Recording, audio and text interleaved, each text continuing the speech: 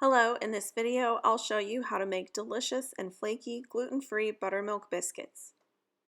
I start off by adding 380 grams of gluten-free flour to a bowl. This is slightly more than 2.5 cups. I use Bob Red Mill gluten-free 1-to-1 baking flour. Then I add 1 teaspoon of salt, 1 tablespoon of baking powder, and half a teaspoon of baking soda. I stir everything together until it's evenly distributed. Then I add in 2 tablespoons of vegetable shortening. I toss the shortening and flour, and then pick up the pieces and press them flat. Once the shortening is flat, I tear it off into pea-sized pieces. I like to use a combination of shortening and butter when I'm making biscuits because the shortening helps make a flaky biscuit. Shortening has 100% fat content, while butter has 16 to 18% water, which means that the shortening will melt out faster than the butter and leave us with flakier layers. After the shortening is pea-sized, I move on to work with the butter. I slice 1 stick of butter into small rectangles. I use butter taken straight from the refrigerator so it stays cold for longer.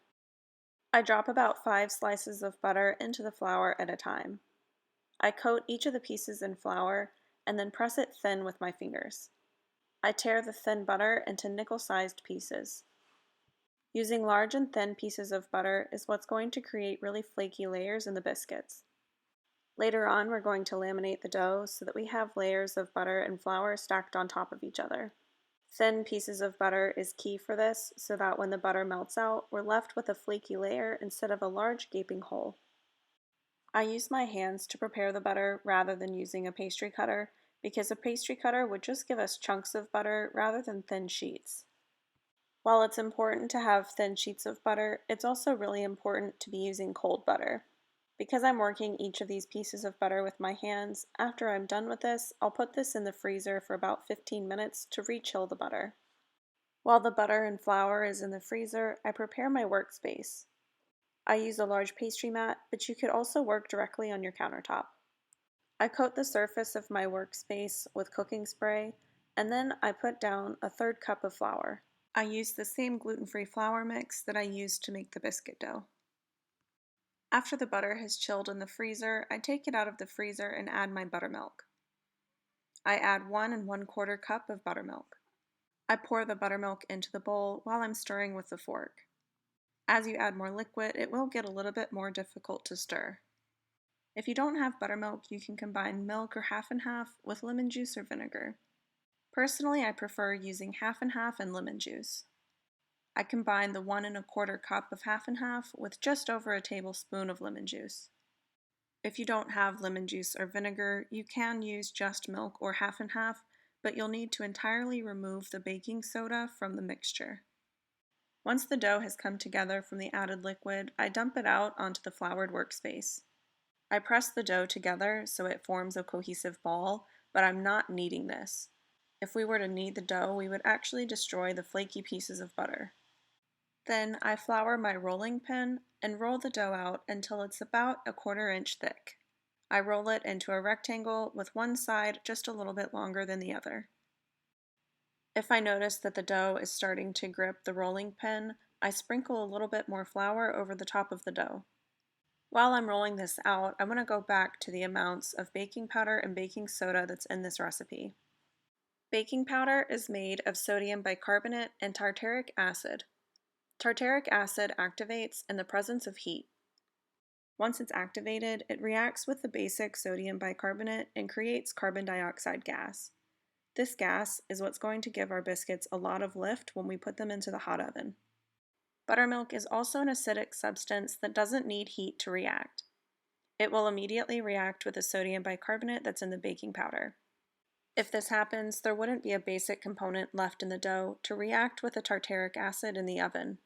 To offset this, we have to add a half teaspoon of baking soda. Baking soda is 100% sodium bicarbonate. The baking soda will immediately react with the lactic acid in the buttermilk and protect our baking powder from reacting until it gets into the oven. Now the biscuit dough is about a 1/4 inch thick, so I'm going to fold it up on itself to create lamination. Starting with the longest end first, I use a bench scraper to help fold it into thirds. Once I have 1/3 of the dough folded over, I wipe off any excess flour so that we don't have a really floury biscuit. Then I fold over the other side of the dough. This is called a letter fold. This letter fold just created 3 layers of dough. Now I'm going to do another letter fold on the top and bottom of the dough to create a total of 9 layers. I recommend using a bench scraper or spatula if you have one because it makes it so much easier to pick up the layers without tearing.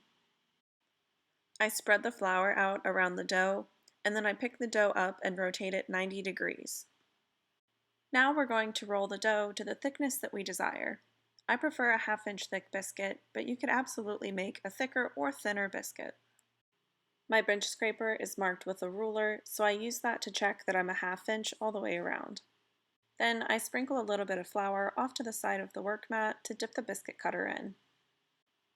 I cut the biscuits out and place them on a tray with parchment paper. Each time after I cut a biscuit out, I dip the biscuit cutter back into the flour to make sure that it won't stick to the dough. I find that if you squeeze at the top of the biscuit cutter slightly, it helps keep the dough in the biscuit cutter, which makes transferring it to the baking tray easier. Once I've cut as many biscuits as possible out of the dough, I bring the dough back together and roll it to a 1/2 inch thick again.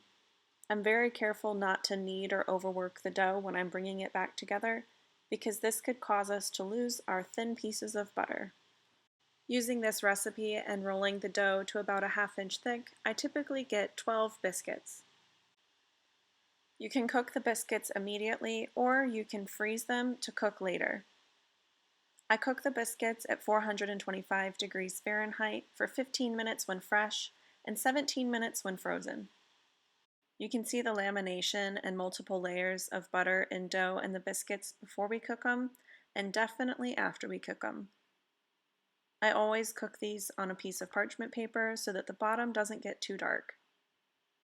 Now that the buttermilk biscuits have cooled, you can cut them open and serve as desired. This time I topped the biscuits with a really delicious blackberry jam, but I also like to serve these with sausage and gravy, or even pulled pork and barbecue for dinner.